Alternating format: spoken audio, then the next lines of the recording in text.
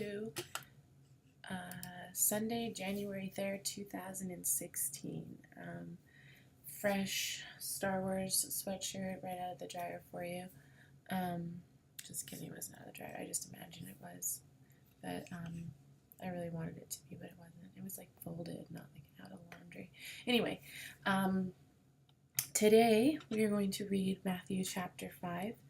I had an interesting day today. I'm starting this new place, and I struggle a lot with learning how to communicate my my ideas without being offensive. And sometimes I can be very short and direct, and I realize that I hate that in other people, and I wish that they would take more time to explain things. And sometimes I feel that I do the same thing, and so I felt kind of bad today about a couple decisions that I felt like I had to, put my foot down about, and I just was in a disagreement, and I ended up getting the way that I wanted it to be done, but I just felt like the other person's view was just kind of put out, and I didn't want it to be that way. I just felt like I felt that was the best way it should have been handled. So anyway, we're going to look into what the Bible says about leadership. Leadership is very interesting to me because there's a certain level of interdependence that comes along with it, and also a certain level of people that aren't going to like you because they don't want to do the 100%. They want to give 80% and 60% and 40% and 50%. So when you have expectations, or you have not expectation but standards for people to give 100% all the time, that's unrealistic. But if you can get the team to get at 85%, 95% on a whole, and actually really like what they do, that's going to be a better outcome for the whole team. The problem is that it's difficult to find good people, which is why they have headhunters. That's just why that they have people that actually go out and find good people, because it's difficult to have committed people who are willing to give 110%. So I guess what I was going for with that is I really would like to know what God says about leadership. I know a few things that he says, but we're going to go over that. We're going to read Matthew chapter 5. We did read about when he says, "Blessed are the poor in spirit, blessed are the meek, for they will inherit the earth. Blessed are the merciful, for they will be shown mercy. Blessed are the pure in heart, for they will see God. Blessed are the pacemakers, for they will be called children of God. Blessed are those who are persecuted because of righteousness, for theirs is the kingdom of heaven. Blessed are you when people insult you and persecute you and are falsely say all kinds of evil against you because of me. Rejoice and be glad, because great is your reward in heaven, for in the same way they are persecuted the prophets who were before you." So that was what we read yesterday. So Matthew chapter 5, verses 1 through 11. I think we read into 14 actually, but we'll just read over it again. So anyway, back to the point at hand. I'm sorry, sometimes I jump around a lot. I have problems focusing, working on that. And I'm going to really try to let you guys know how this works out as far as me and what I'm going to do at the job that I've been given. So I'm not exactly 100% sure what it is I want to do. I know that I'm a really good coordinator, and I know that I'm really good with direction and things like that. I just really need to work on my communicating and not being, I don't want to be offensive towards anyone, because I hate that. And but like I said, sometimes people are going to be offended because they don't want to do the right thing, or they don't see your vision. But it's just good to try to make them understand it. So anyway, you got to always lead by example and do those kinds of things. But we're going to also look into what the Bible says about that. I know I'm being repetitive now. Okay. Matthew chapter 5, verse 13 says, "You are the salt of the earth. But if the salt loses its saltiness, how can it be made salty again? It is no longer good for anything except to be thrown out and trampled underfoot. You are the light of the world. A town built on a hill cannot be hidden. Neither do people light a lamp or put under the bowl. Instead, they put it on its stand, and it gives light to everyone in the house. In the same way, let your light shine before others, that they may see your good deeds and glorify the Father in heaven. The fulfillment of the law. Do not think that if I have come to abolish the law or the prophets, I have not come to abolish them, but to fulfill them. For truly I tell you, until heaven and earth disappear, not the smallest letter nor the least stroke of pen will by any means disappear from the law until everything is accomplished. Therefore, anyone who sets aside one of the least of these commands and teaches others according will be called least in the kingdom of heaven. But whoever practices and teaches these commands will be great in the kingdom of heaven. For I tell you that unless the righteousness surpasses that of them Pharisees and the teachers of the law, you will certainly not enter the kingdom of heaven.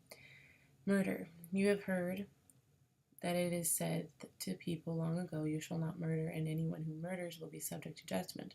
But I tell you that who is angry with a brother and sister will be subject to judgment. Again, anyone who says to his brother and sister, Raka, what does Raka mean? Let's see. Be able to click on that. An Aramaic term of contempt. Raka, an Aramaic term of contempt, is answerable to court. And anyone who says, you fool, will be in danger of the fire of hell. Therefore, if you are offering your gift at an altar, and there remember that your brother or sister has something against you, leave your gift there in front of the altar. First go and be reconciled to them, and and then come and offer your gift. Settle matters quickly with adversary who is taking you to court. Do it while you are still together on the way, and your adversary may hand you over to the judge, and the judge may hand you over to the officer, and you may be thrown in prison. Truly, I tell you, you will not get out until you have paid the last penny. Wow. Adultery. You have heard that it is said, you shall not commit adultery. But I tell you, anyone who looks at a woman lustfully has already committed adultery with her in his heart. If your right eye causes you to stumble, gouge it out and throw it away. It is better for you to lose one part of your body than your whole body to be thrown into hell. And if your right hand causes you to stumble, cut it off and throw it away. It is better for you to lose one part of your body than for your whole body to be thrown in hell. That's very deep stuff. It's very intense. Those words are very, very, very powerful. Okay. Divorce. It has been said, anyone who divorces his wife must give her a certificate of divorce. But I tell you, anyone who divorces his wife except for sexual immorality makes her the victim of adultery. And anyone who marries a divorced woman commits adultery. Wow. Again, you have heard that it is said to people long ago, do not break your oath, but be fulfilled of the Lord, the vows you have made. But I tell you, do not swear an oath at all, either by heaven for it's God's throne, or by earth, for it is his footstool, or by Jerusalem, for it is the city of the great King. And do not swear by your head, for you cannot make even one hair white or black. All you need to say is simply yes or no. Anything beyond that comes from the evil one. Eye for eye. You have heard what it says, an eye for an eye, tooth for a tooth. But I tell you, do not resist an evil person.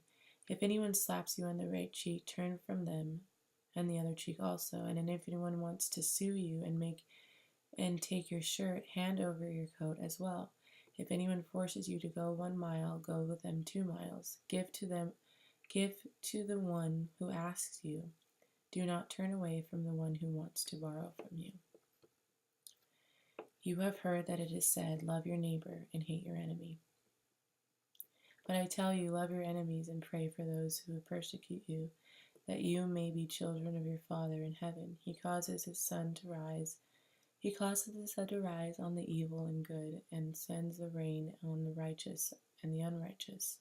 If you love those who you love, what reward will you get? Are not even the tax collectors doing that? And if you greet only your own people, what are you doing more for others? Do not even pagans do that.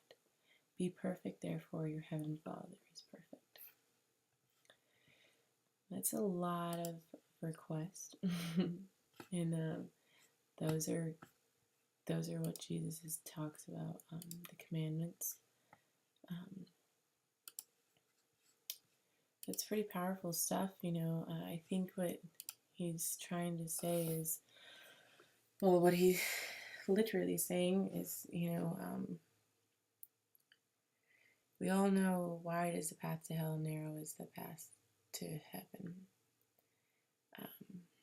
The preacher today, my pastor, was talking about how, when you decide to give your life to God, you will suffer. There will be agony. I mean, Jesus prayed in the Garden of Gethsemane, and blood came through his skin. And the condition is called, just one second. I think it's Hermitis or something like that. And it's called hematidrosis. Hematidrosis is a rare clinical condition. It says blood usually oozes from the forehead, nails, or other skin surfaces. In addition, oozing from mucocutaneous and causing nosebleeds, blood-stained tears, and vicarious menstruations are common. The episodes may be preceded by intense headache and abdominal pain and are usually self-limiting. In some conditions, the secreted fluid is more dilute and appears to be blood-tinged, while others may have darker, bright red secretions resembling blood. Okay, so hematidrosis is a real condition, and it did happen. So he did sweat while praying for the sins of the world. And so I guess the Bible is just more like it is a fight, it's a battle for your soul, and it sounds so much like an epic tale and a like it's not real, but it's really is true, like you can feel it in your spirit. People will come and tell you every which way in the book not to believe, and why it, you have there's just, like I said, you can feel it in your spirit once you decide, and once you start living out loud for God. Holy mackerel, does things get hard. So, like I show you in the video blog, some days I am overwhelmed with pain. I go through a lot of just battles within my spirit, and I just think it's God just cleaning me out, and God said I am the Alpha and the Omega, so yeah, so that's the dealio there. Anyway, let's go into what God says about leadership. So what does the Bible say about leadership? Okay, so according to openbible.info, it says 1 Timothy 1 says 4:12 says, "Let no one despise you for your youth, but set the believers an example in speech, in conduct, in love, in faith, and in purity." Philippians 2:3 says, "Do nothing from rivalry or conceit, but in humility count others more significant than yourselves." Jeremiah 23:1 says, "Woe to the shepherds who destroy the sheep of my pasture, declares the Lord." But Jesus called them to him and said, "You know that the rulers of Gentiles lord it over them, and their great ones exercise authority over them, It shall not be so among you. But whoever would be great among you must be your servant, and whoever would be first among you must be your slave, even if the Son of Man came not to be served, but to serve, and to give his life as a ransom for many. So Romans 12:9-13 says, Let love be genuine. Arbor what is evil, hold fast to what is good. Love one another with brotherly affection, outdo one another in showing honor. Do not be slothful in zeal, for be fervent in spirit, serve the Lord, rejoice in hope, be patient in tribulation, be in constant prayer. Contribute to the needs of the saints and seek to show hospitality. Exodus 18:21 says, Moreover, look for the able men from all people, men who fear God, who are trustworthy and hate the bribe, and place such men over the people as chiefs of thousands, of hundreds, of fifties, and of tens. 1 Corinthians 12:12 says, For just as the body is one and has many members, and all the members of the body through many are one body, so it is with Christ. Mark 10:42-45 says, And Jesus called them to him and said to them, You know that those who are considered rulers of the Gentiles lord it over them, and their great ones exercise authority over them.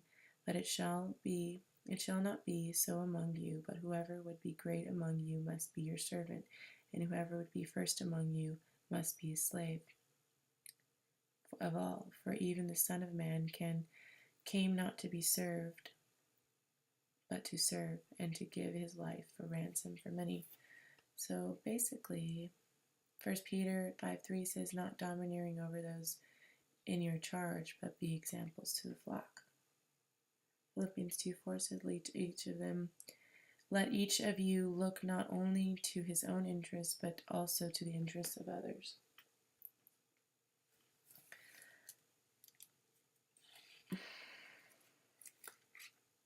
Acts 6:3 says, Therefore, brothers, pick out from among you 7 men of good repute, full of the Spirit and of wisdom, whom we will appoint to this duty. Awesome. Okay, so God is in control.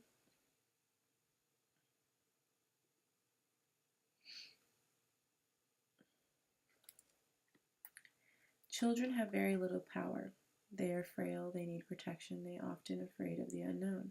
When it comes to our troubles, we are often no different than a child. We like to think we can handle every obstacle, but we just can't. Understanding this path to true, lasting peace. As much as you are a helpless child, God is a loving parent who you may have never had. When you come inside crying over scraped knee, he doesn't lecture you to be more careful. He instead lifts you up on his knee like a tender father. He wipes away your tears, kisses your forehead, and tells you it's all going to be okay. Use the anxiety that suffocates your spirit as an opportunity to climb into the lap of the one who will hold and keep you safe. The God who is in control over all that lies beyond your grasp. I have calmed and quieted myself. I am like a weaned child with its mother, like a weaned child, I am content. Psalms 131:2. Okay. Perfect. Yes, God is a cradler. I told you that the other day. He loves more than you feel like you can even deserve. It's like my heart is like drenched in love. Sometimes when I'm like praising and worshiping, I just like my tears just fall from my eyes like water. Like it's like waterworks. It feels like. I'm a very sensitive person anyway, and it doesn't take much for me to cry because I feel extreme emotions. So that's good and bad, but I'll take the bad so that I can feel the good. So anyway, thank you so much for listening today. It's been a long time of me talking, and yes, hopefully you learned something, and let's continue to pray and continue to step out in faith, and what's on the other side of fear is usually the answer. So I hope you have a very blessed day, or have had a blessed day, and I will see you tomorrow.